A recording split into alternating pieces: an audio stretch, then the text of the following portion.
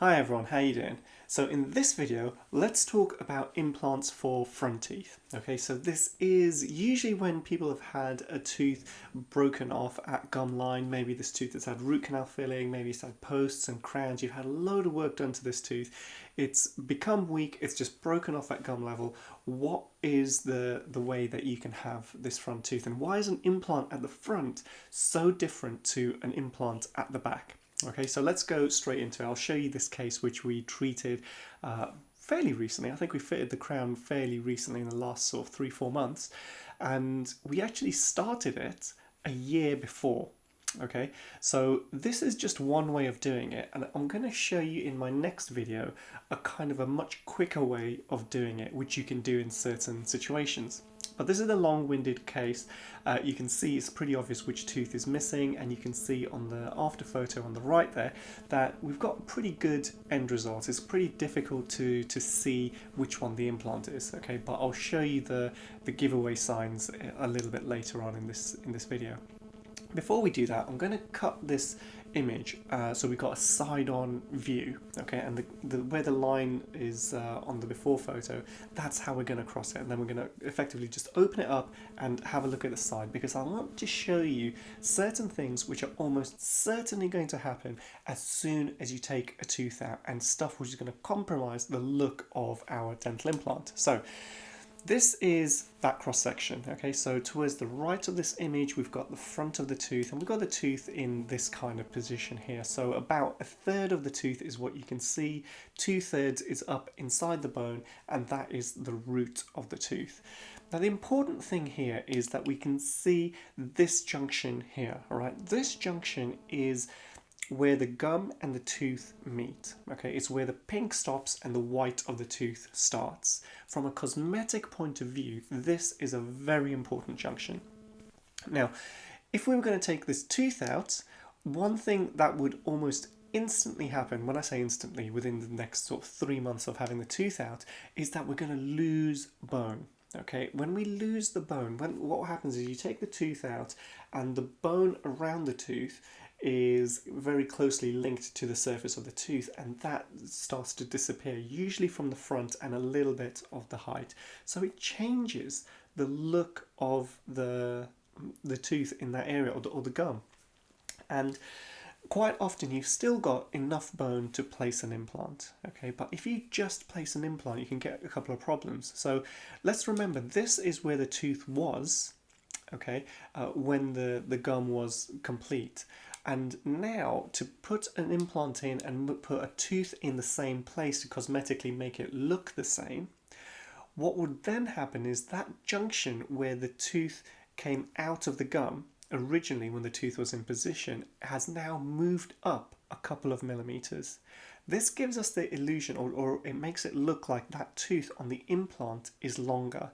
And this is the big difference between having an implant at the front of the mouth to having it at the back. So here's a photo of a lady who's had an implant at the front of her mouth, and this has been disregarded by everything that I've just spoken to you about. She's had the implant placed, and you can see, I'm not even going to point out which tooth it is, but one of these teeth is much longer at the gum level than the others. So this is, in my opinion, it's a cosmetic disaster. All right, the patient wasn't overly happy with the end result.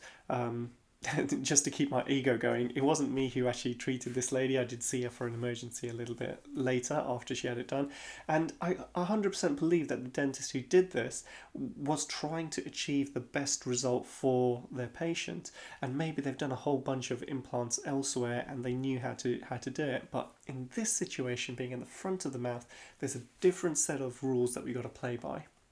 And there's different techniques on how to achieve a good result in these situations. In addition to the tooth being long, can you also see that at the neck of the tooth it's actually much more grey? And that's because the gum is so thin there that we're getting show through of the implant, or maybe the abutment which is connected to the implant, but there's some metal behind the gum, and that's why the grey is showing through there. Now, what can we do to fix this? Well, we've got two main options, and the way that we tackle it from patient to patient is very individual. Okay, there's a whole bunch of factors which I take into account, and sometimes we may do both of these two things, but let me just go through them with you now. So we've got that same kind of diagram which I showed you at the beginning, but the only difference is I've drawn a black line, and that signifies the bone underneath the gum. And essentially, we've got enough bone to put an implant in there. Our main problem is that it's sunk in, so we've got a lack of volume from the front and maybe a little bit to the height. So it's possible to take some gum, usually from the back of the mouth, and transplant it and put it underneath the gum at the front. Okay, so this sounds really horrible, and a lot of people will want to run away when I explain this. It's no worse than having a tooth taken out, and with any of these kind of procedures, you should expect 2 or 3 days of swelling and being uncomfortable. Usually there's not a massive amount of pain, but the swelling is much worse than any discomfort that you're going to get. Anyway, we take the gum from the back and we place it underneath the gum at the front where we've lost all this bone. Okay, and this creates a thickness, it creates volume back into the area, and we're only doing this for cosmetic reasons. We don't need this to put an implant in there because we've got loads of bone behind there. Now, this is a really neat option. I really like this because we're using the patient's own stuff all the time, their own gum, taken from one place to another. We're not using any additional, what we call biomaterial, nothing that's been bought in or taken from other animals. Although that stuff works, it's just neater and tidier if you've got the patient's own stuff there all the time. So that's one way. The other way of tackling this problem is to actually address the bone. Okay, so the problem is the bone itself has shrunk away. So we do a bone graft and we thicken up the volume of the bone, and then we use the same gum from the outside to cover that new volume of bone. So it's a different technique. We can still use the patient's own bone. We can take it from somewhere else in the mouth and place it at the front, but a more typical way of doing something like this is to use like a bone grafting material, which is ultimately derived from either cows or pigs, and there's membranes and stuff like that. It works really well for small amounts of bone that we want, and it's very convenient to just open a bottle and pack it on there. And then what happens is your own bone grows into that graft material, and over time it will become firm like your own bone. Okay, so that's really neat. That's our second way of doing it. So with both of these two techniques, the goal is to increase the volume at the front here so that we can put a tooth on there, and then that tooth will look correct. Okay, so when that junction which I spoke about where the gum and the tooth meet, we call that the emergence profile. It's how the tooth emerges out of the gum, and this is what we're trying to do with these front implants, to try and get it to look as natural as possible. Now, let me walk you through how we did this case, because it wasn't easy or straightforward.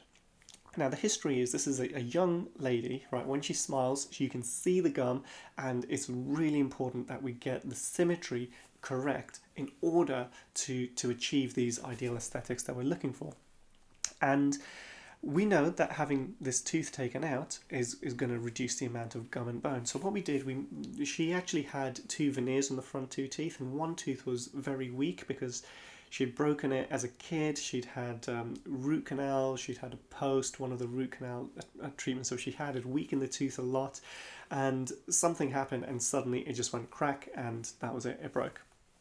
So we took the tooth out, we used that same tooth, we cut the tip off it, cut the root off that tooth, and used it as a temporary measure and glued it to the teeth either side, okay? Because this is a long process. She can't be without a tooth. She's a doctor, she's in a front-facing a kind of role at work, and she's got a family, a social life. She can't be without a front tooth, so we had to make her a good front tooth and not a removable denture. Okay, as a front tooth. I don't like removable dentures as temporary solutions because they can put pressure on the gum, which we would like to avoid if we can. So anyway, we got the temporary done, and from the other angle, you can see this reduction in bone that we've had. So if I just draw some white lines on here, you can see along the natural tooth where we still have all of this bone, we got a nice kind of, we call it a root eminence, where you can feel this with your finger actually. Just rub your finger over the teeth which you have, and you'll feel a little bump over the top.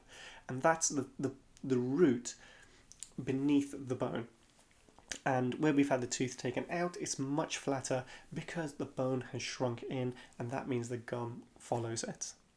So we actually did a tissue graft at the time of placing the implant in, and this is the situation soon after that. Okay, if you look at it, it's not much better. Okay, we have increased the thickness a little bit, but let me show you side on and you can see what it looks like, right? And the neck of this tooth just doesn't look natural, okay? Because the gum is in and the tooth is forward. The tooth is pretty much in the right place. Yeah, there's certain features about it which we need to still improve, but this emergence, which is the really difficult thing here, is completely wrong. It's like the tooth comes out and then goes down, which in some cases we need to do, but in single implant crowns we can avoid this. So we actually did a second tissue graft for her once the implant was already in place. And this is the only time I've actually done a tissue graft with the implant in place, especially one that I've placed. And then we took additional gum from the back, we placed it inside, let it heal, and it looked a lot better. So the photo on the left is just when the implant went in with tissue graft number 1, and then the photo on the right is with tissue graft number 2, and you can see we've got a bit more of this bulge around the implant tooth. That's what we're aiming for. Okay, so then we go through our whole process. She had the implant tooth on one tooth, and then we redid the veneer on the other side to create the symmetry. One space was bigger than the other, so we had to use certain techniques to give the illusion that the teeth are the same. If I'm going to be really critical, which I always am on dental work like this, the implant tooth is slightly brighter than the natural tooth, because the natural tooth we've got the yellowness showing through. This can sometimes be compensated for by having a whiter veneer, which will tone it down, when you've got the natural tooth underneath. But because we did the second tissue graft on this tooth here, you can see a thin scar tissue, a scar line above the tooth. You can see the light reflects a little bit differently on there. So we always want to avoid scar tissue and scar lines like this. In reality, the patient didn't notice this, and she had a mirror right up close to her teeth, trying to spot the difference between the two. She didn't see that, but it's something that, you know, as a cosmetic dentist, we're trying to, you know, push the boundaries and get even better and better. Now, as I say, this is one way of doing it. This is what we call the delayed method. Okay, so you take the tooth out, you let the bone shrinkage happen, you see what you're left with, you choose the right, you know, either bone grafting or tissue grafting, and you build up the defect left by taking the tooth out. And then we place the implant, and then make really good temporaries, get everything looking right in temporary teeth first, and then you move to porcelain. Okay, so that's the kind of fail-safe way of doing it. The downside is it takes a long time, but if you've actually got the root still in place, then there is a better way of doing it, in my opinion. So I'm going to shoot another video and hopefully get it out in the next week or two, and I'll show you the process of doing an implant when you've actually broken the front tooth off and the root is still remaining. Okay, because it's a totally different scenario and it's a slightly different technique, but the cool thing is you get your tooth a lot quicker. The end result is achieved much more quickly. So I hope you found this useful. I hope you found it informative. If you've got questions, comments, you know, you can put them below and I'll try and get back to everyone. If you want to find out more about me, you can find me on different social media channels. You can have a look at my website for consultations. If you're in our local area, I'd love to meet up and talk to you about your solutions. Okay, so until next time, take care.